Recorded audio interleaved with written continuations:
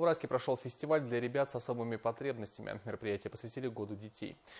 В нем творческие коллективы состязались в 5 различных номинациях. Все подробности далее. Не сдаться, а стать подлинным примером. Так можно сказать про всех тех, кто появился на этой сцене. Ребята с особыми потребностями в возрасте от 6 до 18 лет активно подавали заявки. Их набралось 54. Каждый из них блеснул своим талантом перед собравшимися зрителями. Это мотивация для детей, для участия в повседневной жизни, в конкурсе. Как бы они немножко раскрепощаются.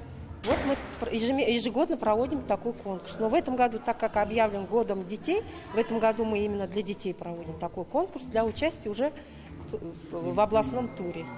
В Уральске насчитывается около 1500 детей с особыми потребностями. Таланты им помогают развивать в школах, центрах доп. Образования и других организациях. Лучших жюри и зрителей конкурса выбирали по 5 различным номинациям. Одна из тех, кто сорвал овации, Мульдер Базарбай. Девочка учится в школе-интернате для детей с нарушением зрения. С самого раннего детства она проявляет любовь к искусству.